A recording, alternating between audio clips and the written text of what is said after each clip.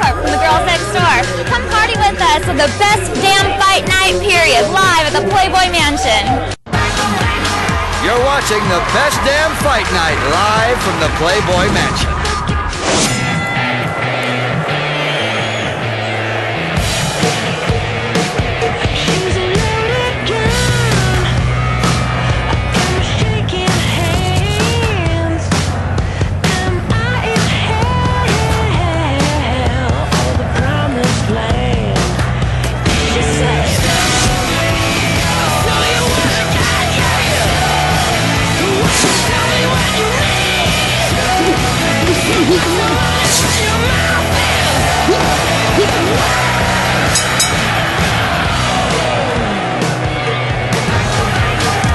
Best Damn makes its initial excursion to the Playboy Mansion in Beverly Hills, California. We promise to see plenty of knockouts, some of which may actually happen inside the ring tonight. Of course, this beautiful mansion, built in 1927 and Hef scooped it up in 1971. This 22-room estate has it all. Tennis courts, the world-famous grotto, and even, yes, a zoo. We're talking about peacocks and parrots, and this is a place where monkey business is definitely encouraged. It is Best Damn Fight Night, live from the Playboy Mansion.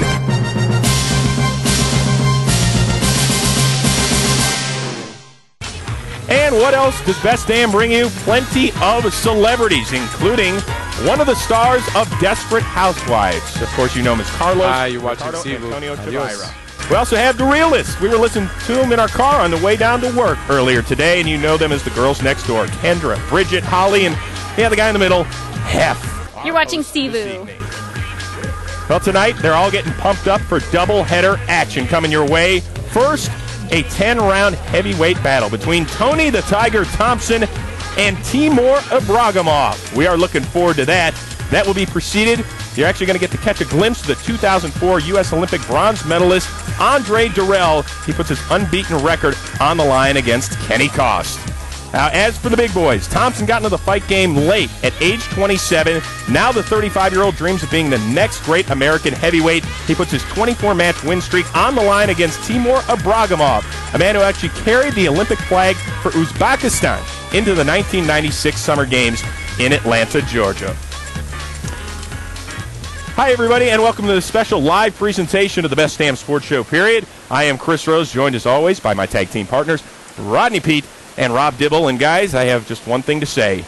Thank the Lord these chairs swivel all the way around so we can see what's going on. I mean, look, we're ready for some exciting boxing, but it's all about the atmosphere, isn't it? I mean, Chris, the atmosphere is great. I mean, it's nighttime. We're at the Playboy Mansion. It's boxing. It doesn't get better than this, Dips. No, you got guys fighting for position, going up the ladder in the boxing ring. And there's also some other guys out there fighting for position with the ladies. Yeah, so. exactly. Cool. Yeah, exactly. Hard hits inside and outside of the ring. Talk to her first. Now, Dibs, maybe we should talk to our Obi-Wan Kenobi, if you will, because you and I are rookies here at the Playboy Mansion. Rodney Pete is kind of our veteran, so our fearless leader, tell us, what are we in store for here, pal? Oh, it's great. I've been to a couple boxing matches, Chris, and it's been, the atmosphere is great. I mean, you've been to a lot of boxing matches, and the atmosphere is always great. But here at the Playboy Mansion, everybody gets into it. Everybody gets wild and crazy, so it's going to be a great, great night. And some of these younger guys are probably thinking, hey, if I make it big in the boxing world, I may be able to live in a house like that someday. Is that what it is? Absolutely. You're on the grounds right here. You look behind you. You see that mansion. They're thinking, inspire you to greatness. Is that what it is? Life, baby. By the way, we know the only reason they let Rodney in. Oh, yeah. They think he looks like Denzel. Yeah, baby. Denzel's here tonight. All right. My room is way over there to the left. Yeah, keep going. Yeah, way left. Way left. Now, this is obviously a great place, and the thing that makes it so special is you've got great neighbors, as in the girls next door. In fact, why don't they give us a little tour of the Playboy Mansion, Hef's home? Hey, Best Damn Sports Show. Welcome to the Playboy Mansion. All right, so the Playboy Mansion was built in 1927, and Hef bought it in 1971 for just over $1.2 million. I'll take two, right? So here it is, guys, 10236 Charing Cross Road, otherwise known as the Playboy Mansion. So now we're going to go into the game house and check that out. There's a lot of action that goes on in here. Come on in. One of Hef's favorite games is Pac-Man here. He used to come out here and have Pac-Man challenges. I don't think I won anything. All right, so here we are out by the pool in the backyard. We got paparazzi flying overhead because this is the spot where all the naked ladies hang out. Guys, hey guys, this is where you want to be. This is the infamous Playboy Mansion grotto. And I can't tell you the stories because what happens in the grotto stays in the grotto. Hef loves animals, so when he bought this property, there was so much room on it that he decided to go ahead and put a zoo in. Can you guys say Chris Rose? Chris Rose? Oh yeah! It's a zoo around here! Hey, Best Damn Sports Show, I bet this is your favorite spot of the whole mansion. Yay! Woo! Well, maybe your favorite. All right, guys, you've seen the outside. Now let's go inside and check it out. Kendra! What's up? So now we're in the Great Hall. The best part about this Great Hall is the picture of us. And this is the movie room. Now here's the piano. And Hef keeps all of his favorite pictures on here. What? What is John and Sally Spector doing here? All right, so this is the music room. What's this?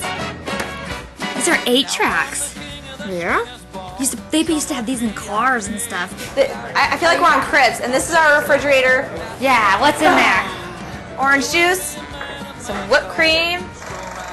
This is the best part about the whole mansion right here. Look at this. Look at this. Okay, guys, I hope you enjoyed your tour. That's it for now. We're gonna head upstairs, and you do not get to go up there. Nobody goes upstairs. Peace. Hey guys, we said get out of here. You can't come up Get here. out now. Thank you very much, ladies. So they didn't let us upstairs. Have you ever been? No, I have never been upstairs, and I don't think I ever will Piqued your be. curiosity, though, hasn't it? Oh, Have you ever are taken kidding me? anything home with you, though?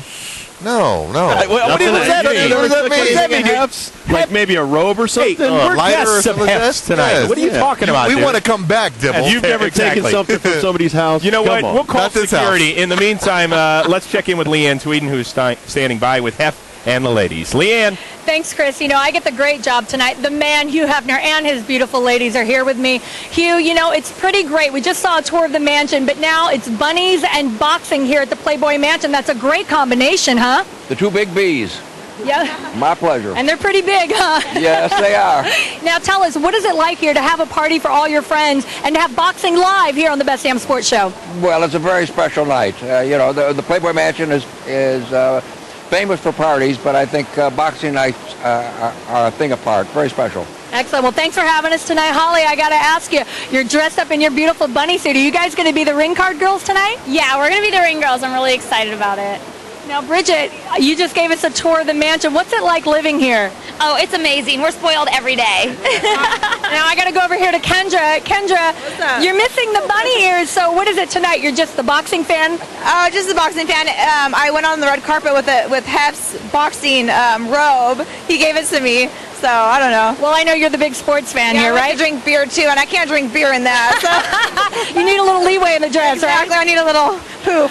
All right, well, you got it right here. I'm by the grotto with the guys. Chris, I'm going to send it back over to you. All right, Leanne, thank you very much. Obviously, they're having a great time, great energy here at the Playboy Mansion. I think we're ready. Ask these guys if they're ready. Let's take a look at them. We're ready. We're more than ready. Dibble's ready to drink some beer, too. It's easy. Settle down. Hey, we got a lot more coming your way live here on the Best Damn Sports Show, period. We'll hear from one of the fighters tonight, Tony the Tiger Thompson. Also, the 2 men who are going to call both bouts, Barry Tompkins and Rich Marotta. That and more when we continue live from Beverly Hills.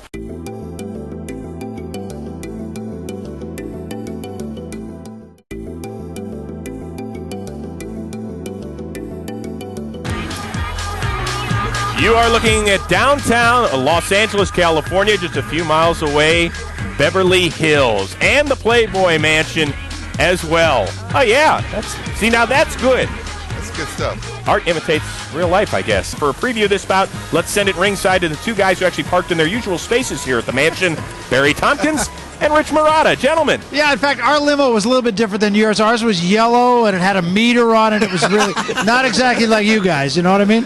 Tony Thompson, though, is a guy who deserves to be here. And he's a guy, Rich, who really didn't burst upon the boxing scene. He kind of crept onto the boxing scene on cat's feet, so to speak. Maybe that's why they call him Tiger. I don't know. But this is a fight for him tonight that really can make a long and loud statement. Well, it can, and he has to, because he's running out of time a little bit. This is a guy who's 35 years old, but Thompson basically took the circuitous route to get to where he is. He had very little amateur experience. He got off to, I guess you could call it kind of a pedestrian start to his career. He didn't fight much at the very beginning. He was already 28 years old.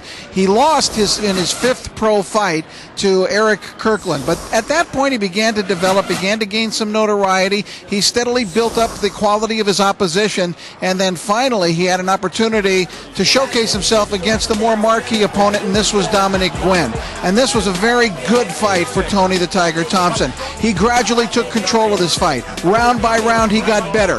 Round by round he exhibited complete domination of the fight. By the time the fight was over, he had turned Gwynn into a completely stationary target and was basically hitting him at will. It was a terrific fight for Tony Thompson, and he came out on the strong end of a one-sided verdict there, and I think really stamped himself at that point, Barry, as a contender in the heavyweight division. I think so too. I think he falls into that category that we talk of often, and that is maybe the best fighter that nobody's ever heard of. Maybe after tonight, you will hear of him. And right now, Tony Thompson is with our own, the champ, Sean O'Grady. Sean? Thanks, Barry and Rich. Boy, it's a tough assignment. Thank you. Nothing around here to make us nervous, though, Tony. Tony Thompson, you told me this morning in your last fight with Dominic Gwynn, you saw some things that you thought you could knock him out late. What did you see? Just some missed opportunities on my part, a lot of correctable mistakes. I worked hard in the gym, and I'm looking forward to showcasing my abilities out there tonight. And I know you're very excited about this fight. You've got a fighter in Ibragimov who comes after you. What are you going to do? Well, I'm going to put a lot of pressure on him, and like we like to say in the gym, pressure busts pipes. So. Oh, yeah, looking to bust a pipe tonight. How about that? Tony Thompson, they call him the Tiger. Tonight he says he's going to fight like a tiger. Guys, Barry, Rich? And I think he's going to have to do that. Thanks a lot, Sean. And, of course, the other half of this dance tonight is a guy by the name of Tibor Ibragimov. There you go. Yeah, I'm going to get this right. He's so little known that even I can't pronounce his name. But this is a guy who really has been at the doorstep. But when he got to the doorstep, the door slammed on his foot. He's got to make a comeback. That's a good way to put it, because his last fight turned out to be the most dreadful fight of his career.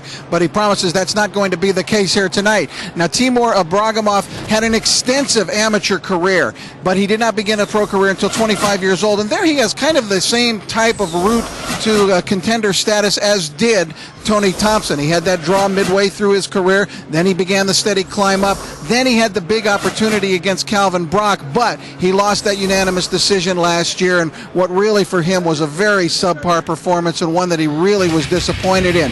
Now there you see Ibragimov. Because of that fight with Brock, a lot of people think that he can't punch, but as he proved to Ron Bellamy in their fight at Madison Square Garden, and there you see Bellamy on the ground, knocked unconscious, Tibor Ibragimov definitely can punch in that ring, and he hopes to fight a completely different fight here tonight, Barry, a much more aggressive fight, a much more fan-pleasing fight. Yeah, I think the thing about this fight is one of these two is going to take a giant step forward in the heavyweight division, and the loser is going to be probably back there in the grotto saying, would you like another towel, Mr. Hefner? Right now, let's go back to our own Hutch and Chris Rose. Chris?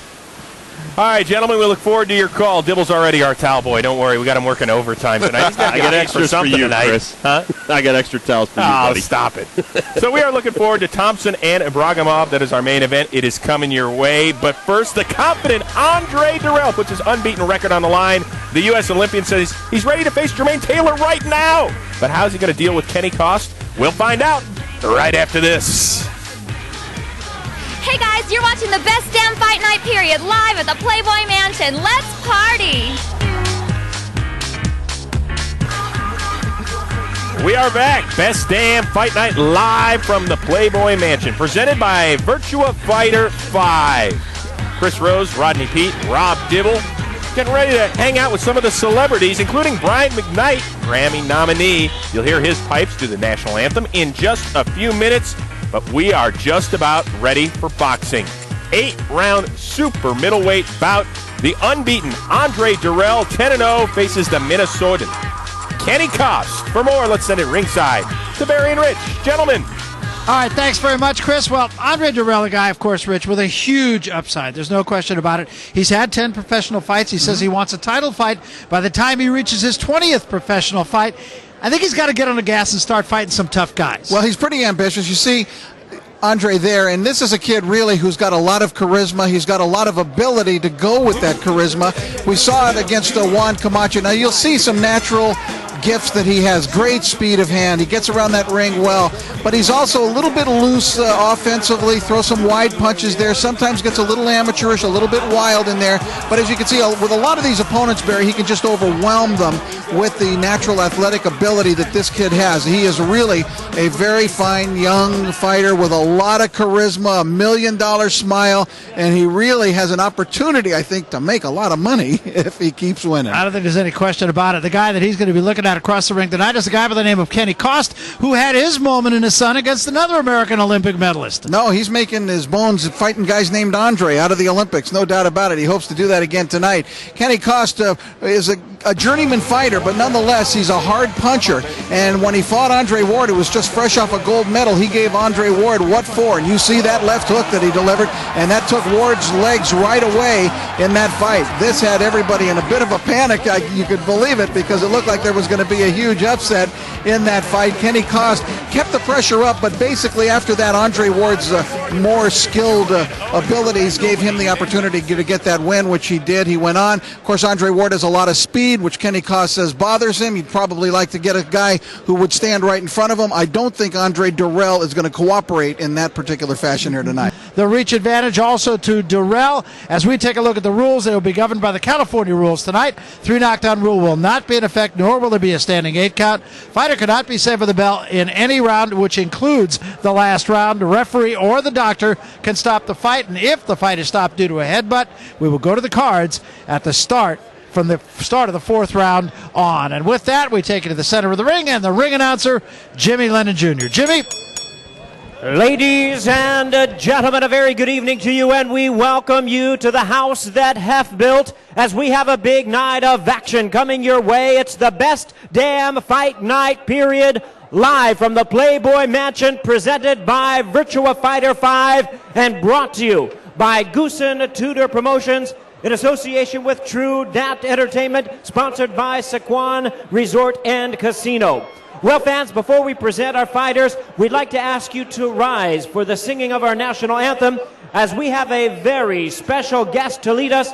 Please welcome to the microphone the Grammy Award-winning Warner Brothers recording sensation, Brian McKnight. Oh, say, can you see by the dawn's early light what so proudly we hail at the twilight's last gleaming, whose broad stripes and bright stars through the perilous fight all the ramparts we watched were so gallantly streaming, and the rockets' red glare, the bombs bursting in air, gave proof through the night that our flag was still there. Oh, say does that star-spangled banner yet wave o'er the land of the free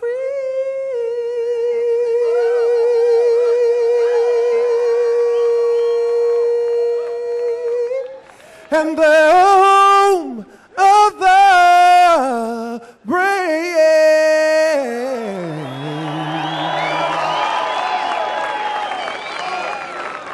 Thank you very much to Brian McKnight. Ladies and gentlemen, at this time, we present a special attraction coming your way. Introducing to you our 3 judges scoring the bout from ringside, Chuck Hassett, Ralph McKnight, and Gwen Adair. And introducing to you our 3rd man of the ring, the referee in charge is Dr. James Jenkin. All right, fans, here we go. Super middleweights in the ring. We're scheduled 6 rounds of boxing. Introducing to you first on my left, fighting out of the red corner, wearing black trunks with silver trim. He is fighting out of Centerville by way of White Bear Lake, Minnesota. He weighed in at 168 pounds. His record stands at 11 wins, 2 losses, 6 wins coming by way of knockout. Introducing K.O. Kenny Cost.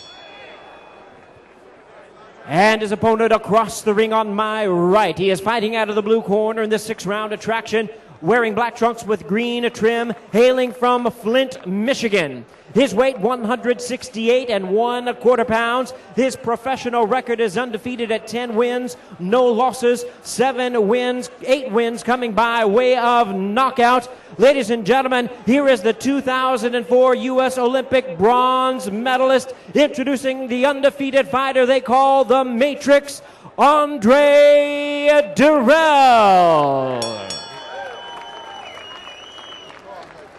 Well, fans, this bout is scheduled 8 rounds of boxing, 8 rounds in the super middleweight division. Mouthpiece. Put it in. Mouthpiece. Gentlemen, obey my commands. Let's go.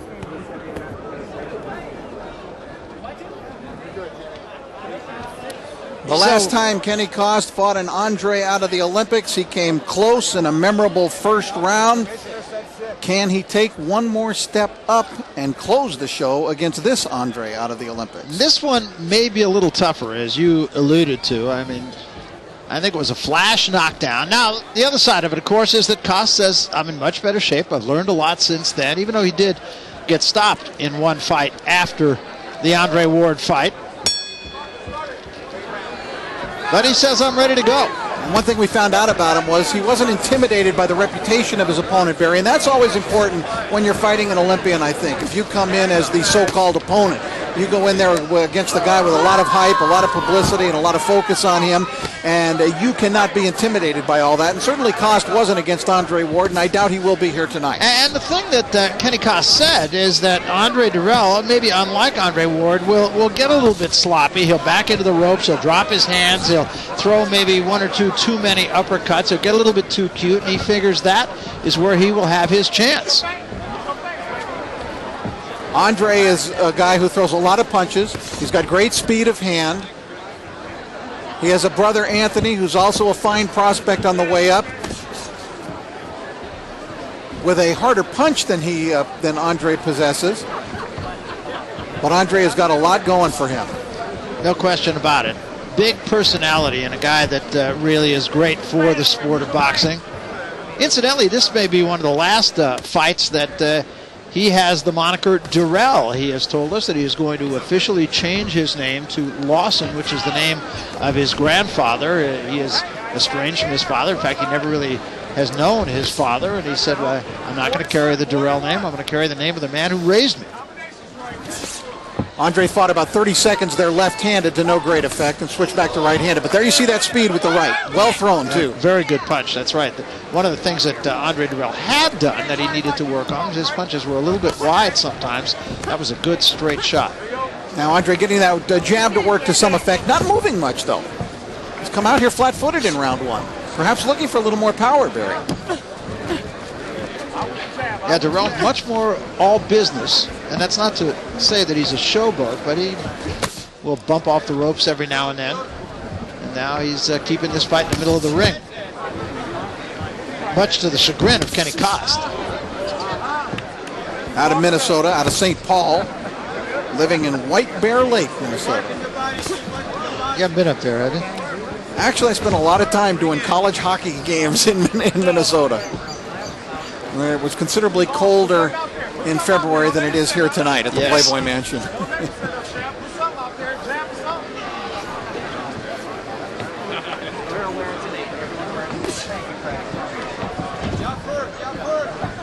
Andre Durrell not real active in round 1. But Kenny Cost not doing very much business at all. Oh, good shot. Down goes Cost. Uppercut and a left hand behind it. It was a real knockdown, but Cost, I don't believe, is hurt by it, but he just got knocked down by it. It was a legitimate knockdown. Very good punch. Very good combination of punches. Man, you can't be reaching with them, all right? Keep that back leg under you. That's all. You got 8 rounds to do this. Don't do shit.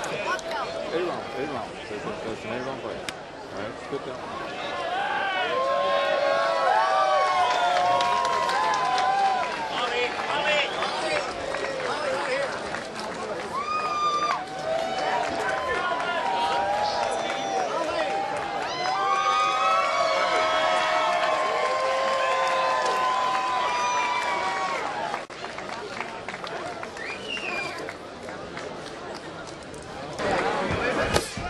We start round number 2. Holly Madison is our ring card girl. Got a big round of applause over in the Hugh Hefner section. Yes, she did, yes. Mr. Hefner sitting right opposite us.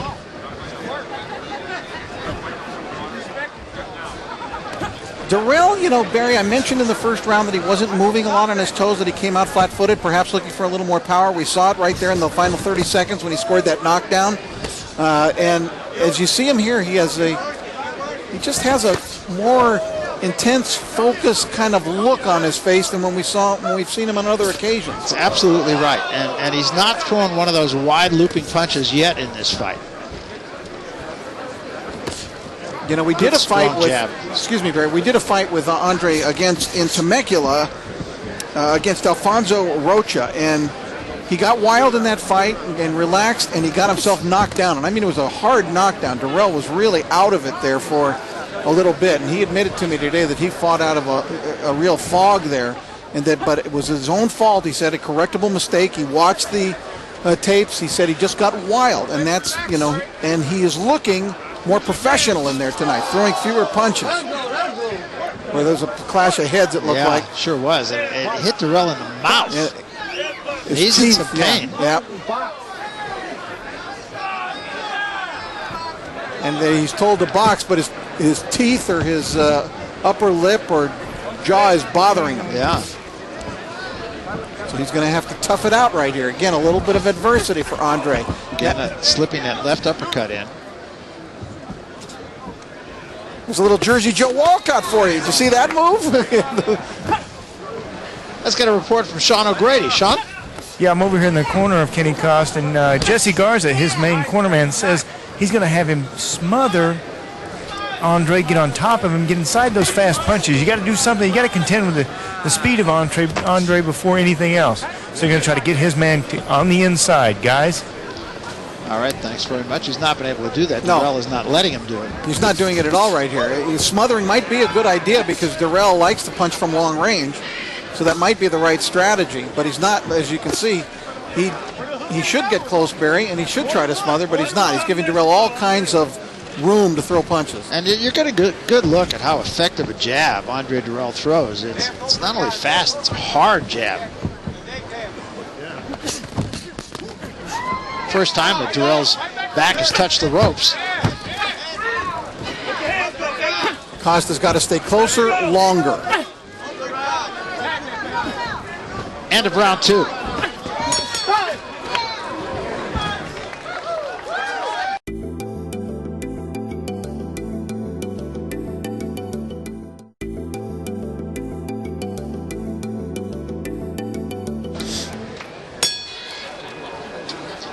Back here at the Playboy Mansion, we come to round number 3. Andre Darrell in the black trunks with the green stripe. Kenny Cost in the black and silver trunks. And the first 2 rounds have been pretty much dominated by Andre Darrell. Cost's corner again, urging him to try to get inside. Don't worry about the head, they said. Try to work the body. And to try to do that by getting down low. Get down lower and try to jab your way in. And then get on top of him and stay on top of him.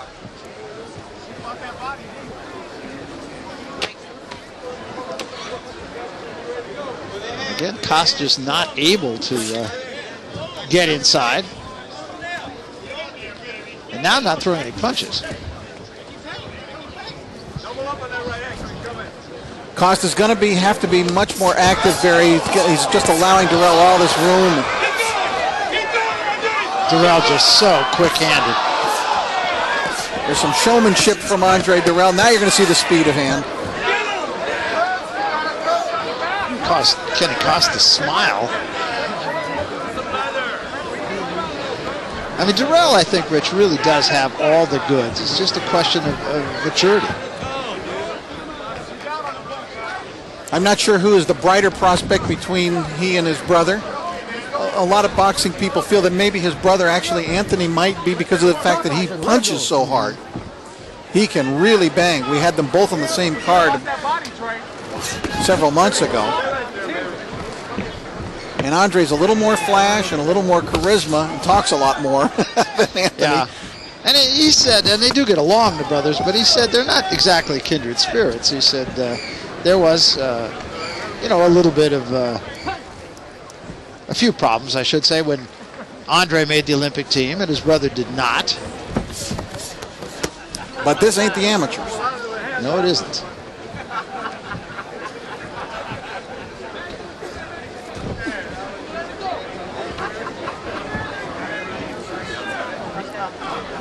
And Koss just can't figure out a way to get in. They're asking him to jab his way in, but it's difficult when Durrell stays in this southpaw stance. He can't figure out how to get past that extended right hand. His chance might be better now on a right hand when Durrell switches back to right-handed. Durrell just out-quicking him completely, though, just not allowing Koss to get off.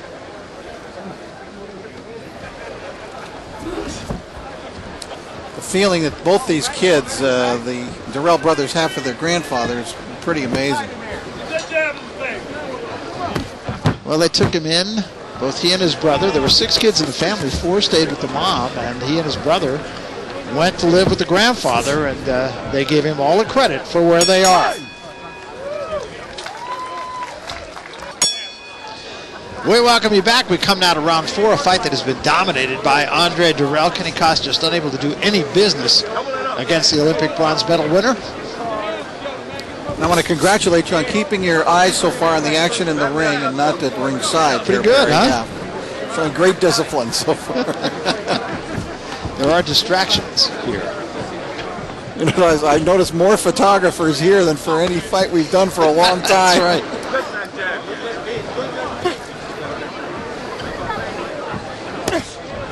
Andre Durrell all business tonight, though. Working that jab.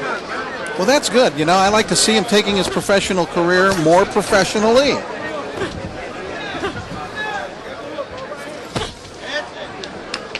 Because that fight that we referred to, that was just an amateur mistake that he made against Alfonso Rocha.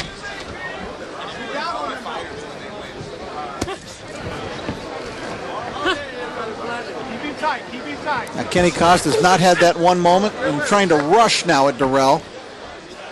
And that's not a good idea. And Durrell just kind of waiting on him to do that.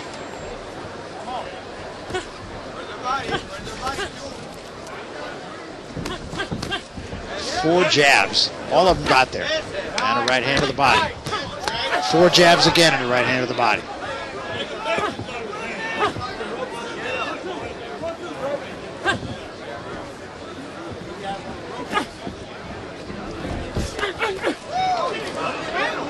The problem for Koss is he's kind of a counterpuncher, and he even cops to that.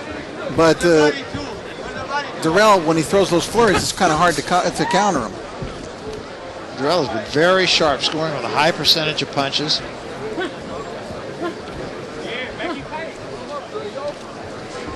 A lot of feinting here from Andre Durrell, looking for a reaction from Kenny Koss as he feints to see which way he moves when he makes certain moves. Might open something up for him. Koss just unable to do any business whatsoever. He's hardly throwing punches. He ducked into a left hand that time. This is certainly the most controlled I've seen Durrell in the ring. I mean, fighting more technically correct, fighting a more professional style. Yeah, I like the way he's throwing his punches. I mean, he has not made any of those mistakes that we talked about earlier, and he talked about with us today. I like Andre's jab. I'd like to see more of it. It's pretty long when he throws it out there, and it certainly is quick, and it has some sting to it. It does. It's a strong jab. And again, Durrell is just outworking Koss. It's just that simple.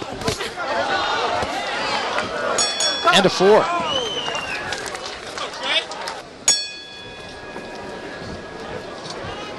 Even the parrot's turning its back on us. I don't know what's going on here. We've come, meanwhile, to round number 5, Andre Durrell and Kenny Koss. And it has been Durrell that has dominated the fight. He had him down in the first round. Kenny Koss just unable to do any business. And Andre Durrell switches back now to right-handed. Good left hand there. Tony Thompson, who will be in our next fight, our main event, had something befall him that you just never see. I haven't seen it all the years I've been doing boxing. He forgot his shoes. didn't bring his shoes to the arena here. So guess what? One of our producers, Matt Snyder, filled the breach. Matt's walking around barefoot. Tony Thompson's going to wear Matt's shoes in the fight. Let's go back to Sean O'Grady, who I think is with Tony. That's great. You know, best damn sports show period. Falling through on the shoes, too. That's fantastic. You know, you train for weeks in the same shoes. They're your lucky shoes. What happened, Tony? You forgot your shoes tonight? Well, we didn't forget them. Somebody actually cuffed them. I think you have to need to hang out with a better class of people. So you think he came from the other camp? It might be a little shenanigans in. You never can tell. But the shoes ain't going to do the fighting. I'm going to do the fighting. That's right. That's it. I like that. He's got a lot of heart. Tony Thompson, he says it's not about the shoes, about me hitting my opponent. It should be exciting, guys. Yeah, I think it'll be a lot of fun, but I have never seen that. No, that's the best I've heard from since the L.A. Clippers center from the early 90s. Benoit Benjamin went to Pete Newell's big man camp and brought 2 left shoes. That's right. Well, which was exactly the way he played. Another good right hand by Kenny Costa, actually. Yeah. And there he takes a right hand, and that's staggering. And now Durrell will jump on him. Another good left hand by Durrell. Costa's trying to stay alive. He almost dropped right there. Dr. James Jenkin watching the action closely. Yeah. If Costa catches a few more, he might step in. Costa cannot extricate himself here. And finally, he holds on. Let's see if Durrell can keep it up now. He expended a lot of energy there. He'd fought I would say, what I would call an economical fight to this point, Barry, in terms of his punches. But he really exploded there with that flurry. The right hand and left behind it, that drives Costa back into the ropes. You see that what happened though when Durrell was throwing and launching that arsenal, he did get caught again by Costa, forcing him to posture a little and pose in the ring. But nonetheless, sometimes when he begins those flurries, he leaves himself vulnerable to punches. Again, something that just needs to be learned. But once more, you point out the fact that he told us this morning he'd like to have a championship fight by the time he gets to his 20th professional fight. This is number 11. He's already talking about fighting Jermaine Taylor. Yeah. That falls into the category right now, I believe, of wishful thinking. And a 5. Dominant.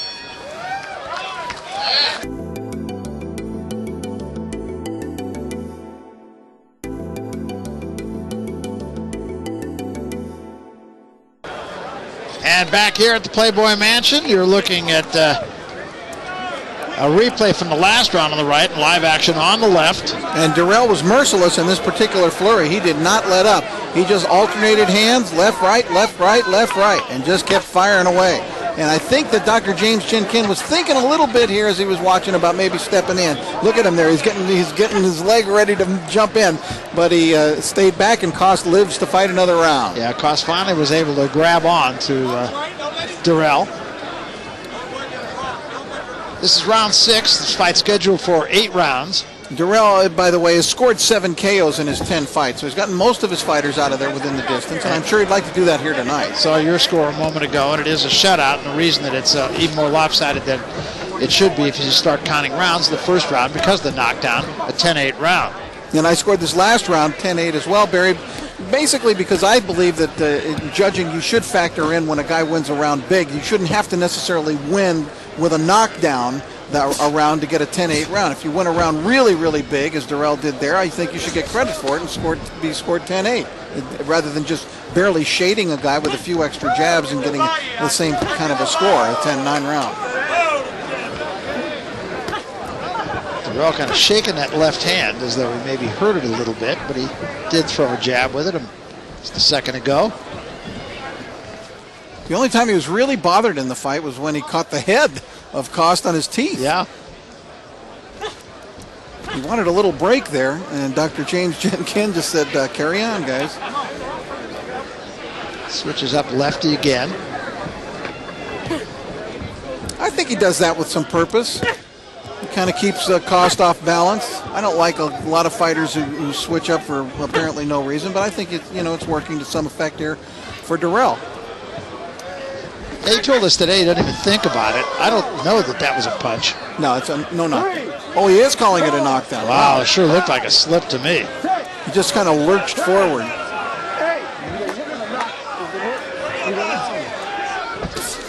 And there was a good left hand slipped in by Durrell. I don't think Costa was hurt by that. I think he was hurt actually worse in the last round than he was by either of the knockdowns. Yeah, me too.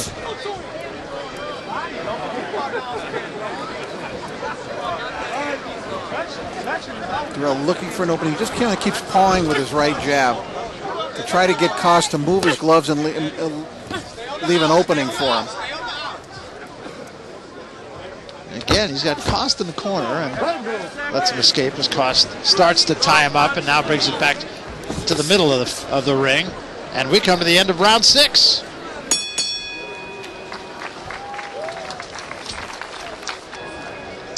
Well, there is a look at Timur Ibragimov as he gets prepared mentally for his fight. That's upcoming with the basketball shod Tony Thompson. Well, hopefully Ibragimov is preparing a more aggressive game plan than he showed against Calvin Brock last year. Promised us that he would. Meanwhile, Andre Durrell pitching even more than a shutout. Well, you know, the funny thing is I think that the Koss corner has the right game plan. They wanted to smother Durrell. They want him to get close. They want him to jab his way in. The problem is you can have all those plans, but you got to execute the plans, and he cannot execute in there. Yeah, he's just overmatched. There's no question about it. He told us he was in better condition, and he may well be. Well, I think that's true. He faded against Andre Ward, but that hasn't been the case here tonight. He's taking a steady battering. There's no doubt about it. But he still looks pretty much in the same shape that he was in round 1. Now Durrell getting a little wilder with his punches. There was a good straight left hand. And another good straight left hand. And another one. Let's see if Koss can extricate himself from that corner. Well, he fights his way out. That's a good way.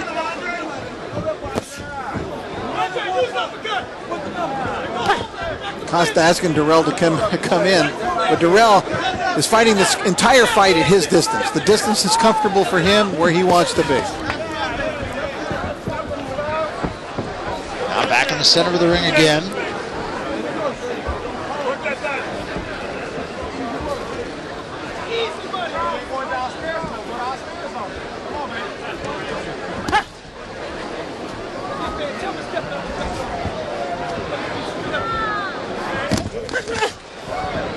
Again, another combination from Durrell, just as Koss tried to step in.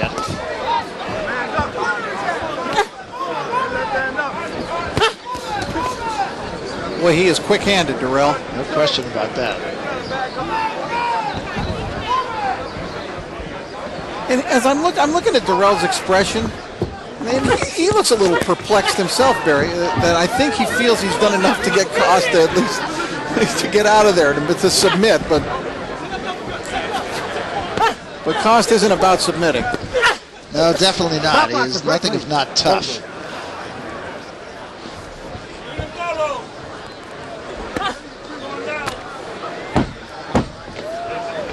Coming to the end of round 7 of an 8-round fight. A dominant performance so far by the Olympian Andre Durrell.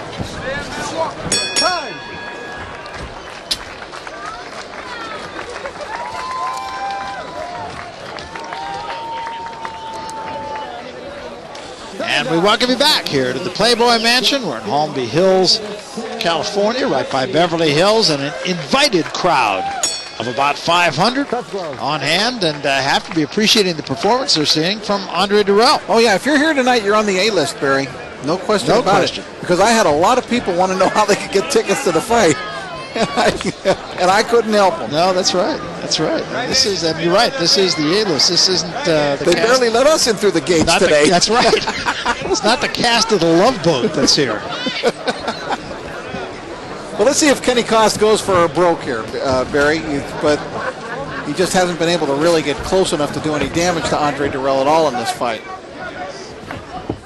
Now, I'm sure a very frustrating evening for Kenny Koss because, as you said, his corner had the right idea. I'm sure he's trying to execute as they told him.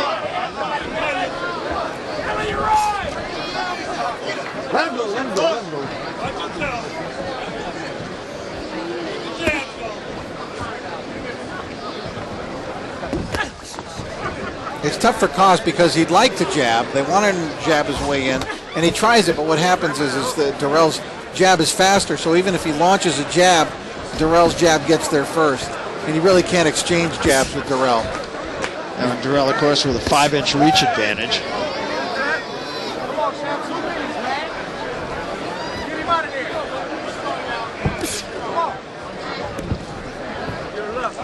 Darrell fighting differently tonight, Barry. I think you'd have to agree that in the way that when we saw him fight Rocha, when we saw him fight Juan Camacho, he's very wild in there, sometimes amateurish. I mean, fun to watch because he was throwing a ton of punches and spectacular and everything, but much more controlled here tonight. His flurries are more measured. I like the way he's fighting tonight. And he may be a guy and may have to resign himself to the fact that he's a guy who's not just going to go in there and get somebody out of there, that he's going to have to win fights by outpointing people for the most part.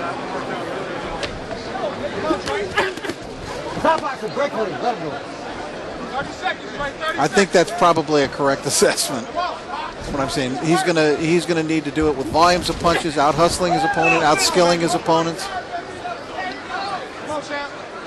His brother can go in there and blow guys out. Right. Might be a little harder work for Andre.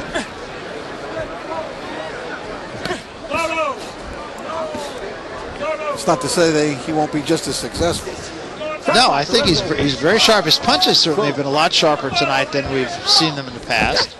Koss' legs are starting to betray him here a little bit. He's eaten a lot of punches. Only got about 10 seconds to worry about now, though.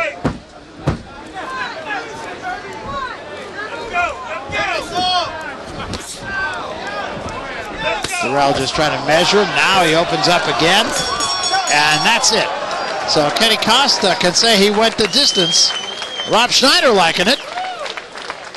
Rob Schneider, a longtime fight fan, see him around the fights quite a lot. So I don't think there's any question as to the outcome of this one. Andre Darrell just having his way with Kenny Costa. We'll get the official decision when we come back. And we welcome you back to the Playboy Mansion here in Beverly Hills, California. Our first fight's in the books. One of the few times I don't think there's any mystery here. Here's Jimmy Lennon to tell us. Ladies and gentlemen, after 8 rounds of action, we have a unanimous decision. Here are the score totals.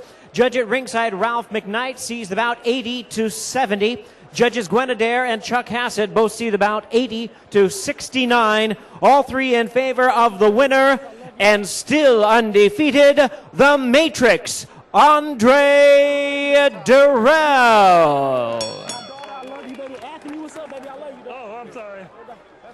11-0 now with 7 knockouts, and this guy still is a work in progress, but you got to like the work. Yeah, I like the adjustments that he's made with his professional style tonight. Let's see more. I think so. I think we're going to see a lot more of him. I think he's going to fight a little bit more regularly as well. That's what he wants to do. Title shot, he says, by his 20th fight.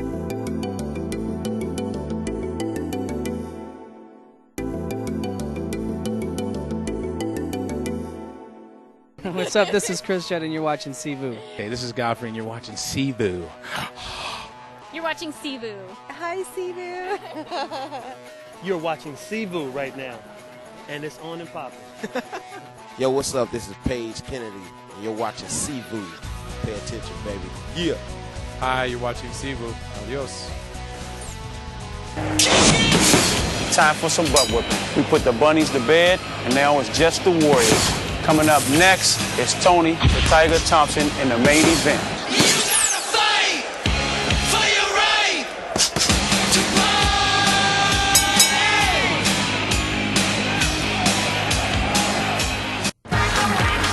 You're watching the best damn fight night live from the Playboy Mansion.